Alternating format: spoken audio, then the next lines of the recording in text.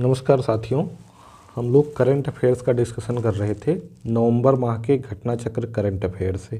किससे? नवंबर माह के। ठीक है, नवंबर महीने की घटना चक्र ने जो करंट अफेयर्स निकाली है उसका डिस्कशन हम लोग कर रहे थे और संक्षिप्तियाँ का डिस्कशन हम लोग पहले कर रहे हैं। तो संक्षिप्तियाँ में सबसे पहले हम लोगों ने प्रसिद्ध व्यक्तित्व का अध्ययन किया, प्रसिद्ध व्यक्तित्व का अध्ययन कर लिया है। ठीक है, प्रसिद्ध व्यक्तित्व का। अब कल जो है इसके अलावा हम लोगों ने क्या पढ़ लिया था कि प्रमुख पुरस्कार ये हम लोगों ने पढ़ लिया था। और एक चीज़ हम लोगों ने पढ़ ली है परसों ही। क्या पढ़ लिया था परसों? चर्चित स्थल। ये 3 टॉपिक हम लोग क्लियर कर चुके हैं। आज हम लोग क्या पढ़ने वाले हैं? योजना परियोजना, यानी हाल फिलहाल में जो विभिन्न योजनाएं या परियोजनाएं चलाई गई हैं विभिन्न सरकारों द्वारा, उनके विषय में हम लोग अध्ययन करेंगे। ठीक है, सबसे पहले देखिए दिया गया है मिशन शक्ति अभियान का चौथा चरण। मिशन शक्ति अभियान का चौथा चरण चलाया गया, किसके द्वारा चलाया गया है? उत्तर प्रदेश के मुख्यमंत्री योगी आदित्यनाथ द्वारा। ठीक है, यानी कि ये उत्तर प्रदेश सरकार द्वारा चलाया गया है। ठीक, मिशन शक्ति क्या है? नारी सुरक्षा, सम्मान और स्वावलंबन के लिए। मतलब ये किस लिए चलाया जाता है? अगर ये पूछ लिया जाएगा मिशन शक्ति तो इसका उद्देश्य क्या है? नारी सुरक्षा,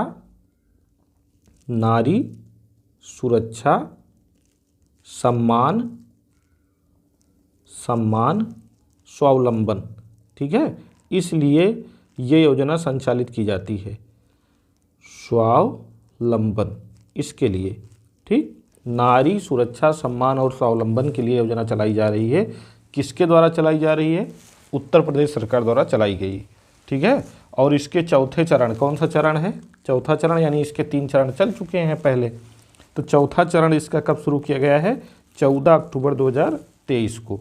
ठीक है, आप इसका ये लोगो भी देख सकते हैं, मिशन शक्ति चतुर्थ चरण शुभारंभ 14 अक्टूबर 2023। तो जाहिर सी बात है कि इसका पहला चरण कब शुरू हुआ था ये हमको जानना चाहिए। ठीक है, देखिए दिया गया, इस अवसर पर मुख्यमंत्री ने इसरो की महिला वैज्ञानिक रितु कारिधन श्रीवास्तव, असम की पद्मश्री पुरस्कार विजेता हेमू पोआ सूतिया और HPL की चेयरपर्सन रोशनी नडार मल्होत्रा को सम्मानित किया है। ये अपने आप में काफ़ी बड़ा इंसिडेंट है, इसको याद रखिएगा। किसको किसको सम्मानित किया भाई? महिला वैज्ञानिक रितु कारिधन श्रीवास्तव हैं, असम की पद्मश्री पुरस्कार विजेता हेमू पोआ सोतिया हैं और HCL की चेयरपर्सन रोशनी नाडर मल्होत्रा को सम्मानित किया है। मिशन शक्ति वर्ष 2020 में महिला संबंधी अपराधों को नियंत्रित करने की दृष्टि से शुरू किया गया था। कब शुरू किया गया था मिशन शक्ति? 2020 में। इसकी थीम क्या है? ये बहुत इंपॉर्टेंट है, सुरक्षा, सम्मान और स्वावलंबन, वही जो ऊपर बताया गया। ठीक है, तो मिशन शक्ति के जो है ये चौथा चरण था। तो पहला चरण कब चला इसका? प्रथम चरण। ठीक, फिर द्वितीय चरण और तृतीय चरण। ये आप गूगल करके कमेंट करके हमको बताएंगे। ठीक है, करंट पढ़ने का तरीका यही होता है कि जो भी घटना हम पढ़ें उसके आसपास की चीज़ों को ज़रूर ढूंढ लिया करें। ठीक है, तो करंट आप लोग भाई कमेंट नहीं करते हो, कमेंट करो। अगर वीडियो देखते हो, वीडियो आपको पसंद आ रहा, अच्छा लग रहा है, तो जो होमवर्क दिया जाए उसको वहीं के वहीं करंट मतलब तुरंत कमेंट करके बताओ। कमेंट करके जब बताओगे तो आपकी ही तैयारी बेहतर होगी। कमेंट करने से जो लोग पढ़ेंगे उनको लाभ मिले या ना मिले, लेकिन आपको ज़रूर मिल जाएगा। ठीक है, चलिए अगला घटनाक्रम देख लेते हैं। तो मिशन शक्ति की थीम सुरक्षा, सम्मान और स्वावलंबन है, इसको याद रखना है। अगला घटनाक्रम है मिशन इंद्रधनुष 5.0। ठीक है, मिशन इंद्रधनुष 5.0, शार्ट में इसको IMI 5.0 अभियान कहा गया है। ठीक, इसके तीनों चरण का समापन 14 अक्टूबर 2023 को हो गया। ठीक है। देश के सभी जिलों में पहली बार IMI 5.0 संचालित किया गया। सभी जिलों में, देश के सभी जिलों में, ये की पॉइंट है, ये बड़ी बात है, ध्यान रखिएगा इसको, कि देश के सभी जिलों में ये पहली बार 5.0 संचालित किया गया है, जिसमें 5 वर्ष तक के बच्चे शामिल रहे। कितनी उम्र तक के बच्चे शामिल रहे? 5 वर्ष तक के। यहीं से क्वेश्चन बन जाएगा कि हाल ही में शुरू किए गए मिशन इंद्रधनुष 5.0 अभियान के संदर्भ में सही नहीं है। ठीक है, यह देश के सभी जिलों में संचालित किया गया। इसमें 7 वर्ष तक के सभी बच्चे शामिल रहे, तो 7 वर्ष वाला गलत हो जाएगा, क्योंकि इसमें 5 वर्ष तक के ही बच्चे शामिल रहे हैं। ठीक है। 30 सितंबर 2023 तक देश भर में IMI 5.0 अभियान के पहले 2 दौर के दौरान 34,69,705 से अधिक बच्चों और 65,05,480 गर्भवती महिलाओं का टीका लगाया गया है। ठीक है, तो मिशन इंद्रधनुष को सर्च करिएगा। मिशन इंद्रधनुष योजना क्या है, मिशन इंद्रधनुष क्या है, इसका उद्देश्य क्या है, इसको जरा सा पढ़ लीजिएगा एक बार ज़रूर। ठीक, अगला, क्योंकि मिशन इंद्रधनुष बहुत इम्पॉर्टेंट है। ये मिशन इंद्रधनुष का जो 5.0 शुरू हुआ है, इसका मतलब क्या हुआ कि इसका 1.0 भी चल चुका होगा, 2.0 भी चल चुका होगा, 3.0 भी चल चुका होगा और 4.0 भी चल चुका होगा। तो इसकी क्रोनोलॉजी पूरी सर्च करके समझ लीजिए क्या क्या है, किस में क्या था, तभी बढ़िया से आपकी तैयारी हो पाएगी। ठीक है, चलिए, ग्रीन क्रेडिट नियम 2023। ग्रीन क्रेडिट नियम 2023 क्या है भाई? ये पर्यावरण, वन और जलवायु परिवर्तन मंत्रालय द्वारा यह कार्यक्रम अधिसूचित किया गया है। कब अधिसूचित किया गया है? 13 अक्टूबर 2023 को। ये इम्पॉर्टेंट है, इसको याद जरूर कर लीजिएगा, एग्जाम में आएगा ये। ठीक है, ग्रीन क्रेडिट नियम 2023, यह अधिनियम जो है पर्यावरण, वन और जलवायु परिवर्तन मंत्रालय द्वारा हाल ही में अधिसूचित किया गया है। टिकाऊ जीवन शैली और पर्यावरण संरक्षण को प्रोत्साहन प्रदान करने के लिए लाइफ स्टाइल फॉर इन्वायरमेंट अर्थात पर्यावरण के अनुकूल जीवन शैली पहल के अंतर्गत इस कार्यक्रम हेतु अधिसूचना जारी की गई है। ठीक है, इसका उद्देश्य क्या है? 8 विशिष्ट गतिविधि श्रेणियों में पर्यावरण अनुकूल कार्यों को प्रोत्साहित करना। कितने? 8 विशिष्ट। उद्देश्य ध्यान रखिएगा, उद्देश्य है 8 विशिष्ट गतिविधि श्रेणियों में पर्यावरण अनुकूल कार्यों को प्रोत्साहित करना। इन 8 विशिष्ट गतिविधि श्रेणियों में क्या क्या शामिल है? वृक्षारोपण है, जल प्रबंधन है, सतत कृषि है और अपशिष्ट प्रबंधन है, वायु प्रदूषण है, ठीक है, मैंग्रोव संरक्षण है और इको मार्क लेबल विकसित करना है। ठीक है, तथा सतत भवन और बुनियादी ढांचा विकसित करना है। ठीक है, तो आपसे ये पूछ लिया जाएगा कि ग्रीन क्रेडिट नियम 2023 में के 8 विशिष्ट गतिविधियों में शामिल है, या ग्रीन क्रेडिट नियम 2023 की विशिष्ट गतिविधियों में मतलब कितनी गतिविधियां शामिल हैं? तो 8 शामिल हैं। कौन कौन सी हैं? वृक्षारोपण, जल प्रबंधन, सतत कृषि, अपशिष्ट प्रबंधन, वायु प्रदूषण में कमी लाना, मैंग्रोव संरक्षण और पुनरुद्धार, इको मार्क लेबल विकसित करना और सतत भवन और बुनियादी ढांचा। ठीक है, चलिए अगला देखते हैं। सागर मैत्री 4 मिशन। अच्छा, यहीं एक चीज़ और ध्यान रखिएगा, यहीं पर्यावरण से ही संबंधित है एक हमारी योजना, मिष्टी योजना। तो ये क्या है आप हमको बताएंगे? मिशन लाइफ ये क्या है, ये भी आप हमको बताइएगा। ये सब पर्यावरण से ही संबंधित हैं। ठीक, और पर्यावरण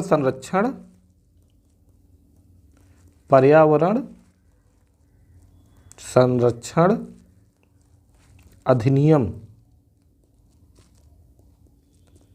भारत सरकार द्वारा पहली बार कब अधिसूचित किया गया था, ये भी आप हमको कमेंट करके बताइएगा। पहली बार कब अधिसूचित किया गया, ठीक है, तो ये भी आप हमें कमेंट करके बताएंगे। ठीक, चलिए आगे बढ़ते हैं। सागर मैत्री मिशन, सागर मैत्री मिशन क्या है भाई? सागर मैत्री मिशन के विषय में हम लोग जान लेते हैं। सागर मैत्री मिशन देखिए, DRDO की नौसेना भौतिक और समुद्र विज्ञान प्रयोगशाला का समुद्र विज्ञान अनुसंधान पोत INS सागर ध्वनि, इसका नाम क्या था? INS सागर ध्वनि, ध्यान रखिएगा। महासागर अनुसंधान एवं विकास में हिंद महासागर रिम देशों के साथ वैज्ञानिक साझेदारी स्थापित करने हेतु इस मिशन पर रवाना हुआ है। कौन मिशन पर रवाना हुआ भाई? INS सागर ध्वनि कहाँ रवाना हुआ है? अनुसंधान एवं विकास में हिंद महासागर रिम देशों के साथ वैज्ञानिक साझेदारी स्थापित करने हेतु, ठीक है। कब रवाना हुआ है? 12 अक्टूबर 2023 को रवाना हुआ है। सागर मैत्री कार्यक्रम के अंतर्गत INS सागर ध्वनि INS किस्तना के ट्रैक का अनुसरण करेगा। किसके ट्रैक का अनुसरण करेगा? INS किस्तना के, जिसने वर्ष 1962 से 65 के दौरान अंतर्राष्ट्रीय हिंद महासागर अभियान में भाग लिया था। कब लिया था? 1962 से 65 के दौरान, ठीक है। तो ये एक महत्वपूर्ण खबर है, इसको ध्यान रखिएगा। चलिए आगे देखते हैं। इस मिशन का उद्देश्य 8 हिंद महासागर रिम देशों, 8 हिंद महासागर रिम देश कौन कौन से हैं? ओमान है, मालदीव है, श्रीलंका है, थाईलैंड है, मलेशिया, सिंगापुर, इंडोनेशिया, म्यांमार के साथ दीर्घकालिक वैज्ञानिक साझेदारी और सहयोग स्थापित करना है, ठीक है। तो रिम देश क्या हैं, ये आप हमको बताएंगे। रिम देश, चलिए इको प्रमाणन नियम 2023, देखिए क्या है भाई? ये पर्यावरण और वन और जलवायु परिवर्तन मंत्रालय द्वारा अधिसूचित किया गया। इसको किसके द्वारा? पर्यावरण वन और जलवायु परिवर्तन मंत्रालय द्वारा।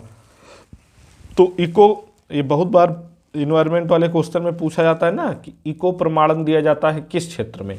तो इको प्रमाणन पर्यावरणीय गुणवत्ता के क्षेत्र में दिया गया है, ठीक है। पर्यावरणीय गुणवत्ता में जो उत्कृष्ट उत्पाद होते हैं पर्यावरणीय गुणवत्ता के दृष्टिकोण से, उन्हें जो है ये प्रमाणन दिया जाता है।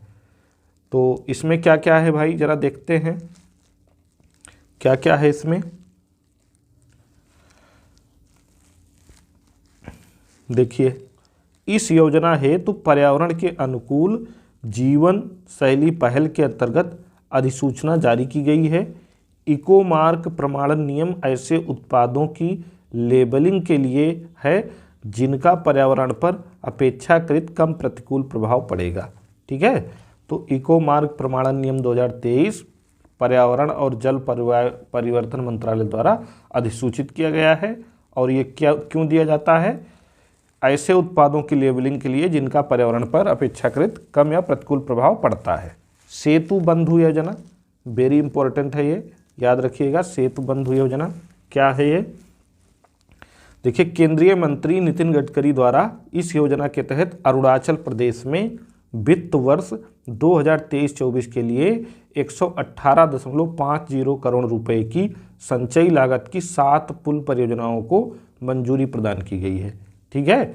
अरुणाचल प्रदेश में 2023-24 के लिए 118.50 करोड़ रुपए की संचयी लागत की 7 पुल परियोजनाओं को मंजूरी प्रदान की गई है। लेकिन ये उतना इम्पोर्टेंट नहीं है जितना ये इम्पोर्टेंट है कि सेतु बंधु योजना शुरू कब हुई थी, ठीक है, आरंभ कब हुई थी, ये जानना। तो सेतु बंधु योजना कब आरंभ हुई थी? गूगल करिएगा, कमेंट करिएगा। चलिए, वन मित्र योजना, ये भी बहुत इम्पोर्टेंट है। देखिए, हिमाचल प्रदेश मंत्रिमंडल द्वारा वन विभाग की इस योजना को मंजूरी 11 अक्टूबर 2023 को प्रदान की गई है। तो वन मित्र योजना का संबंध किस राज्य से है? तो हिमाचल प्रदेश से है। इसको हमको याद रखना है। इसका उद्देश्य क्या है? जमीन स्तर के संस्थानों को शामिल करके वन क्षेत्रों के संरक्षण और विकास हेतु स्थानीय लोगों की भागीदारी सुनिश्चित करना है, ठीक है। चलिए अगला देखते हैं। बच्चों में कुपोषण प्रबंधन के लिए प्रोटोकॉल। देखिए, केंद्रीय मंत्री स्मृति ईरानी द्वारा इस संबंध में एक नए मानकीकृत प्रोटोकॉल की शुरुआत की गई है 10 अक्टूबर 2023 को। कब शुरू किया गया भाई? 10 अक्टूबर 2023 को।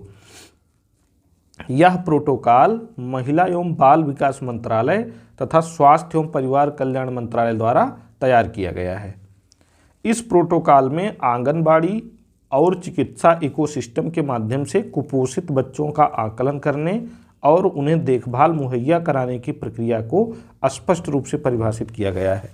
ठीक है, तो ये जान लीजिएगा कि बच्चों में कुपोषण के प्रबंधन के लिए हाल ही में एक प्रोटोकॉल महिला एवं बाल विकास मंत्रालय तथा स्वास्थ्य एवं परिवार कल्याण मंत्रालय द्वारा अधिसूचित किया गया है। तो यहाँ ध्यान ये देना है कि जो कुपोषण प्रबंधन के लिए प्रोटोकॉल आया है उसमें 2 मंत्रालय शामिल हैं। कौन कौन सा? हमारा स्वास्थ्य एवं परिवार कल्याण मंत्रालय भी शामिल है। ठीक है, स्वास्थ्य एवं परिवार कल्याण। और दूसरा मंत्रालय कौन सा है? महिला एवं बाल विकास। ठीक, महिला एवं बाल विकास ये भी शामिल है, तो इसको हमको याद रखना है। ठीक है, चलिए अगला देखते हैं। मुख्यमंत्री green road infrastructure development scheme किस राज्य की है भाई? ये उत्तर प्रदेश मंत्रिमंडल द्वारा इस स्कीम के दिशा निर्देशों का अनुमोदन किया गया है 10 अक्टूबर 2023 को। कब किया गया है? 10 अक्टूबर 2023 को। मुख्यमंत्री green road infrastructure development scheme, ये स्कीम इसलिए भी महत्वपूर्ण हो जाती क्योंकि हमारे उत्तर प्रदेश सरकार की है। इस स्कीम के अंतर्गत सड़क से संबंधित समस्त सुविधाओं एवं अवसंरचनाओं जैसे utility, duct, footpath, green zones, सौर आधारित street light, bus stop, electronic vehicle charging station यानी ईवी चार्जिंग स्टेशन, सौंदर्यीकरण, पैदल यात्री अवसंरचना से युक्त एकीकृत सड़कों का विकास किया जाएगा। सड़क सुधार, गड्ढा मुक्ति हेतु अन्य रिपेयर के लिए भी प्राविधानित बजट की अधिकतम 10% राशि को मंजूरी दी जा सकेगी। ठीक है, तो ये स्कीम बहुत इंपॉर्टेंट है क्योंकि ये सड़कों के विकास से संबंधित है और हमारे उत्तर प्रदेश सरकार की योजना है। आगे देखते हैं। वंदन योजना। देखिए, उत्तर प्रदेश मंत्रिमंडल द्वारा प्रदेश में सांस्कृतिक, पौराणिक एवं धार्मिक ऐतिहासिक महत्व के स्थलों पर अवस्थापना तथा अन्य सुविधाओं हेतु वर्तमान वित्तीय वर्ष 2023-24 में प्रारंभ की जा रही इस योजना हेतु विस्तृत दिशा निर्देश निर्गत किए जाने से संबंधित प्रस्ताव अनुमोदित कर दिया गया है। कब? 10 अक्टूबर 2023 को। इस योजना के अंतर्गत ऐसे कार्यों को प्रस्तावित किया जाएगा जो अत्यंत आवश्यक हों तथा किसी अन्य विभाग की योजना अथवा कार्यक्रम अथवा नगर विकास विभाग की दूसरी योजनाओं में प्रस्तावित अथवा स्वीकृत नहीं हो। ठीक है, वंदन योजना। तो वंदन योजना जो है सांस्कृतिक, पौराणिक, धार्मिक और ऐतिहासिक महत्व के स्थलों की अवस्थापना से संबंधित है। इसको ध्यान रखिएगा क्योंकि वंदन योजना है तो इसको महिलाओं से संबंधित समझने की भूल हमको नहीं करना है। चलिए आगे बढ़ते हैं। अगला महत्वपूर्ण पॉइंट हमारा क्या है? अगला महत्वपूर्ण पॉइंट हमारा है ए हेल्थ, स्वास्थ्य और पशुधन उत्पादन के विस्तार के लिए मान्यता प्राप्त एजेंट कार्यक्रम। किसने शुरू किया है? देखिए, पशुपालन और डेयरी विभाग द्वारा भारत सरकार द्वारा झारखंड में इस कार्यक्रम का शुभारंभ हुआ है 10 अक्टूबर 2023 को। इसका उद्देश्य क्या है? महिलाओं को मान्यता प्राप्त एजेंट के रूप में शामिल करके उन्हें सशक्त बनाना है, जो रोग नियंत्रण, पशु टैगिंग और पशुधन बीमा में महत्वपूर्ण योगदान दे सकती हैं। पशुपालन और डेयरी विभाग एवं राष्ट्रीय ग्रामीण आजीविका मिशन के मध्य हस्ताक्षरित समझौता ज्ञापन के माध्यम से यह पहल बिहार, गुजरात, जम्मू कश्मीर, कर्नाटक, मध्य प्रदेश, उत्तराखंड और झारखंड सहित विभिन्न राज्यों अथवा केंद्र शासित प्रदेशों में पहले ही शुरू की जा चुकी है। ठीक है, तो कौन सी योजना है? ए हेल्थ योजना। ए हेल्थ योजना स्वास्थ्य एवं पशुधन उत्पादन के विस्तार के लिए मान्यता प्राप्त एजेंट ये महिलाओं से संबंधित है, इसका ध्यान रखना है। लेक लाडकी योजना, प्रिय बेटी योजना जिसको कहा जाता है, ठीक है, कौन शुरू किया भाई? महाराष्ट्र मंत्रिमंडल ने। किसने शुरू किया है? महाराष्ट्र मंत्रिमंडल द्वारा 1 लाख रुपए तक की वार्षिक आय वाले परिवारों के लिए इस योजना को मंजूरी दी गई है। कब दी गई है? 10 अक्टूबर 2023 को।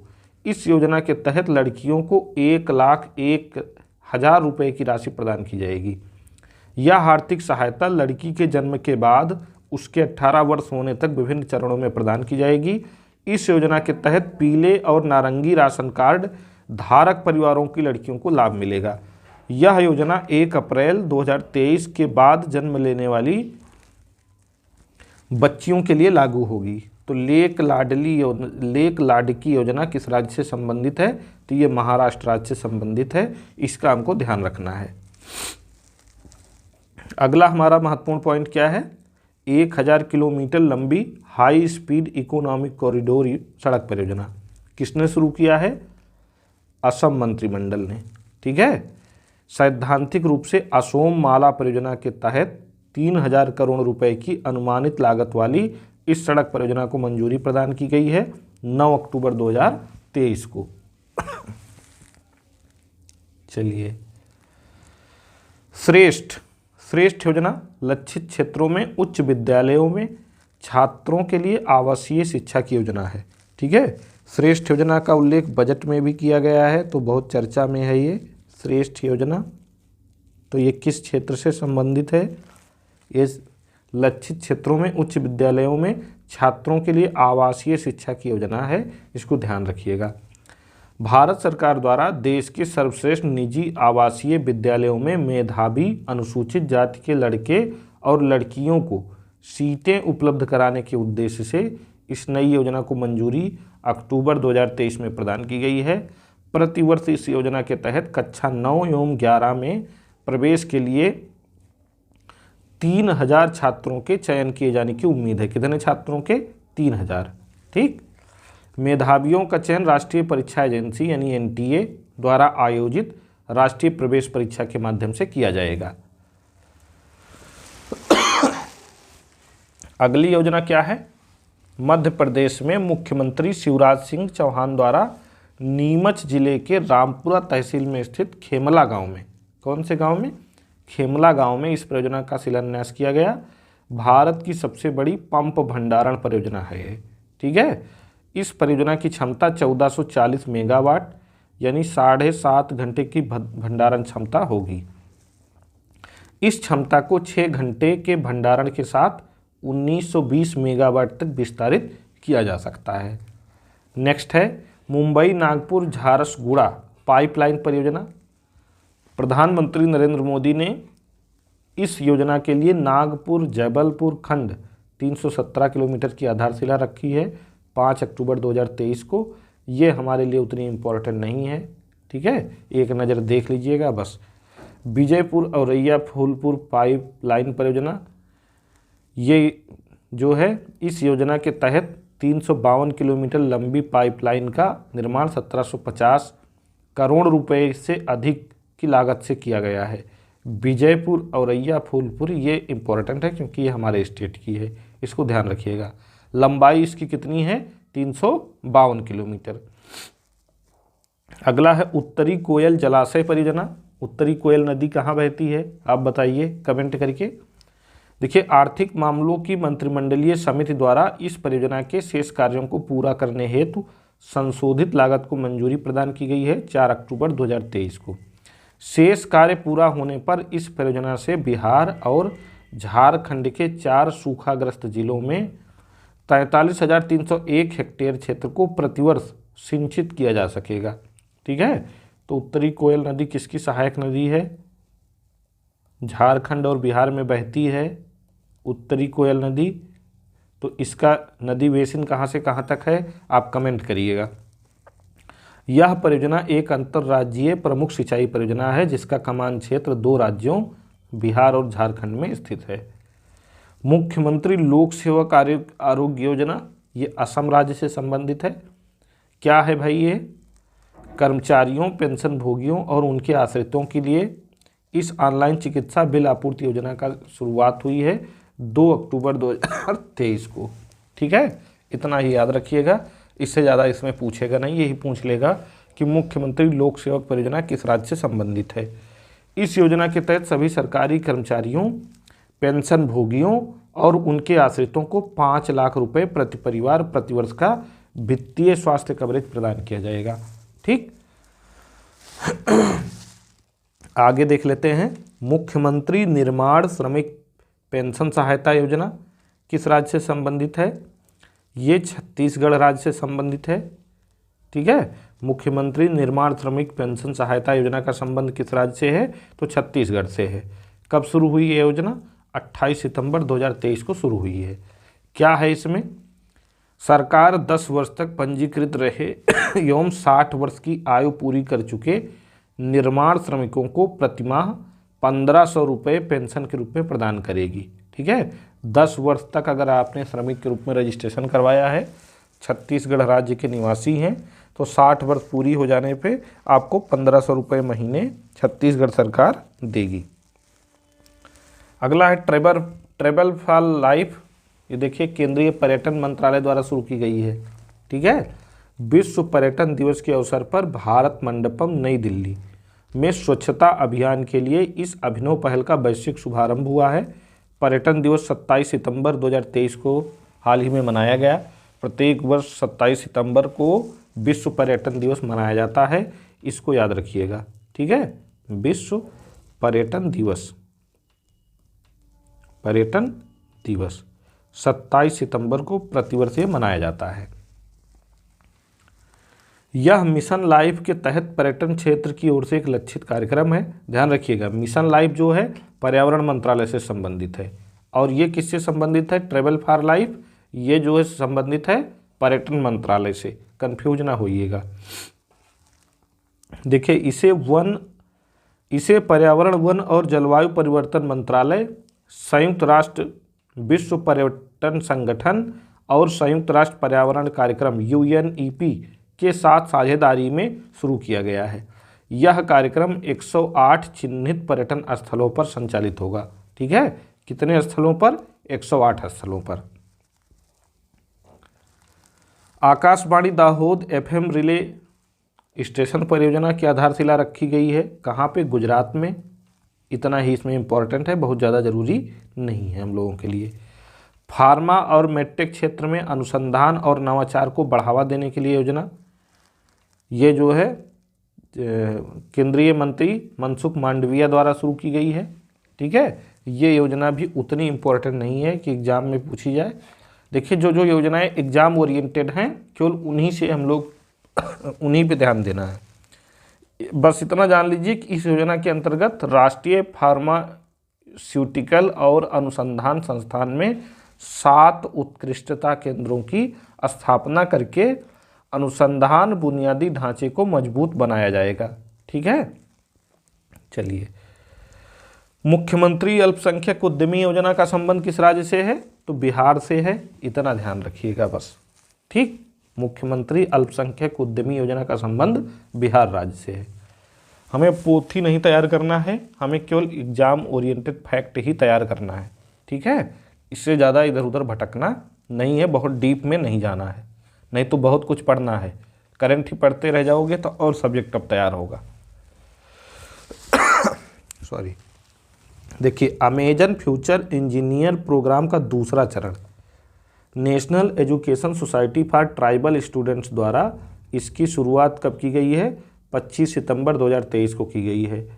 दूसरा चरण आंध्र प्रदेश, गुजरात, मध्य प्रदेश, उड़ीसा, राजस्थान और तेलंगाना में फैले 54 एकलव्य मॉडल आवासीय विद्यालयों में संचालित होगा। अमेजन इंडिया और लर्निंग लिंक्स फाउंडेशन के सहयोग से संचालित दूसरे चरण के पाठ्यक्रम में एडवांस ब्लॉक प्रोग्रामिंग और कृत्रिम बुद्धिमत्ता यानी आर्टिफिशियल इंटेलिजेंस पाठ्यक्रम शामिल हैं। ठीक है, चलिए आगे देख लेते हैं। मत्स्य पालन विभाग की वार्षिक क्षमता निर्माण योजना केंद्रीय मंत्री पुरुषोत्तम रूपाला द्वारा दिल्ली में इस योजना का शुभारंभ किया गया है। कब किया गया है? 20 सितंबर 2023 को किया गया है। इस योजना के तहत ACBP अधिकारियों की प्रासंगिक दक्षता बढ़ाने और उन्हें बेहतर प्रदर्शन में सक्षम बनाने हेतु बुनियादी प्रशिक्षण प्रदान किया जाएगा। ठीक है, ये भी उतनी इम्पोर्टेंट नहीं है, मत्स्य पालन विभाग की वार्षिक क्षमता निर्माण योजना है, बस इतना याद रख लीजिए। वल्कन 2020 परियोजना, यह लेजर अनुसंधान परियोजना ब्रिटेन की विज्ञान और प्रौद्योगिकी सुविधा परिषद द्वारा संचालित है। ठीक है, इसका उद्देश्य वल्कन लेजर को विश्व के सबसे शक्तिशाली लेजर में बदलना है। वल्कन 2020 लेजर की ऊर्जा 20 पेटावाट होगी, जो सूर्य की चमक से 10 लाख अरब गुना अधिक होगी।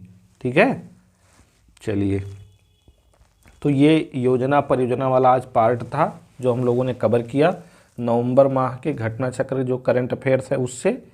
तो आप लोग इस वीडियो को पूरा अच्छे से देखिए, वीडियो पूरा देखा करिए, बिना पूरा वीडियो देखे आप जज नहीं कर सकते कि वीडियो कैसा है, क्लास कैसी है, और आप अपने काम की चीज़ें इकट्ठा भी नहीं कर सकते। अगर पूरा वीडियो देखेंगे और टेलीग्राम पे जो इसका PDF अगले दिन आपको दिया जाता है वो पढ़ लेंगे, तो दोबारा कम से कम जो तथ्य या जो घटनाएं इस वीडियो में कवर की गई हैं उनको दोबारा आपको देखने की ज़रूरत नहीं पड़ेगी। करंट अफेयर्स के हाल फिलहाल के जो लेटेस्ट करंट अफेयर्स हैं उसके जितने भी वीडियोज बनाए गए हैं सबकी एक प्लेलिस्ट बनी हुई है। आप प्लेलिस्ट में जा कर के सारे वीडियो देख लीजिए। सारे वीडियो एग्ज़ाम ओरिएंटेड हैं। RO APS, बिहार PCS और विशेष करके UP PCS 2024, UP PCS 2024 के लिए तो ये रामबाण हैं, इनको बिल्कुल अच्छे से देख लीजिए। ठीक है, चैनल को आप लोग लाइक शेयर सब्सक्राइब ज़रूर करिए। ठीक, सब्सक्राइबर बढ़ाना आप लोगों की जिम्मेदारी है। सब्सक्राइबर बढ़ाएं तभी हम आप लोगों के लिए और अच्छे अच्छे कंटेंट लेकर आ पाएंगे। ठीक है, इसलिए आप लोग सब्सक्राइबर बढ़ाइए, खुद भी सब्सक्राइब करिए और अपने दोस्तों से भी सब्सक्राइब करवाइए, ये आपकी जिम्मेदारी है। ठीक, चलिए मिलते हैं फिर अगली क्लास में, तब तक के लिए धन्यवाद।